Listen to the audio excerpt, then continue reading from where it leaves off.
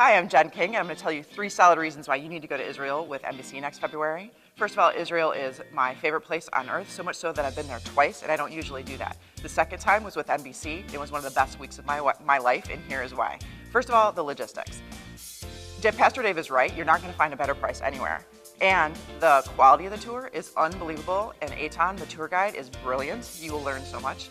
And the details. It is a well-oiled machine, and you will have zero worries, zero stress the whole time. It was great to have. No decisions to make. They do it all for you. Hello, my name's Ryan Dobzik, and I'm going to tell you why I'm recommending that you go to the Israel trip with NBC next February. First of all, it's an amazing trip. You're going to meet some amazing people, and you're going to go to some amazing places, and the food's not that bad either. One of the reasons that I'm always going to remember this trip is on our way home from the airport, unfortunately I got the bad news that my grandmother had passed away. Now my grandmother is a believer, but it was still kind of shocking news. Hi, I am Becky Gagnon, and if you are on the fence about going to Israel, I am here to push you off and tell you to go. I am so glad I went. I had so many favorites in Israel, it's really hard to narrow it down. The testimonies at the Jordan and seeing my husband get baptized was awesome. The Garden Tomb. However, earlier in the day we had visited the Garden Tomb. And this is the place that's traditionally believed that Jesus was buried and rose again from. And so I believe that this is the very place that Jesus conquered death and the grave, and that gives me peace and assurance that one day I'll be reunited with my grandmother and all our friends and family that accepted God's free gift of salvation. I'm Jim Phillips, and one of the things I appreciate from my trip to Israel was being able to stand in places that was historical to the Bible. When I came back and would read in the Old Testament or the New Testament about cities or locations, it gave a whole lot more meaning for those words to me. For example, my standing in Megiddo, on the hill of Megiddo overlooking the Valley of Decision, where Elijah would have ran from Mount Carmel to the city of Jezebel, and where eventually the Battle of Armageddon will be fought.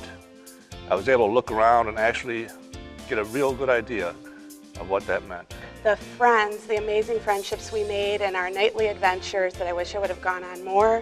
Old City Jerusalem, Masada, the Dead Sea, Hezekiah's Tunnel, so many more. Pastor Dave and Pastor Errol put together such a great itinerary, and they packed so much in and gave us time for questions. I really don't think you could find a better tour of Israel, seriously, for the money. It's so worth it. And if you are afraid like me because of the flight over, I would say just do it. I did it, so I know you can too, and you will learn so much about Jesus that just will overwhelm you. Hi, my name is Rick Dobzik. I recommend that you plan to go to Israel at least once so you can learn and experience the places of the Bible on a whole new level. When I stepped into a wooden tour boat that was launching from the shore of the Sea of Galilee, for the first time, I got a sense of what Jesus must have seen and felt. I was seeing the same landscape Jesus would have seen. This was the climate he experienced. These were the hills that he taught on. These were the waters that he walked on. Later, I would be baptized in the same Jordan River that John the Baptist baptized Jesus in. Second of all, the friendships. I'm telling you, there's nothing like adventure in a faraway country and walking in the footsteps of Jesus to solidify friendships. So these are friendships that are going to last a lifetime, and some of them, I would call it 2 o'clock in the morning for something I needed.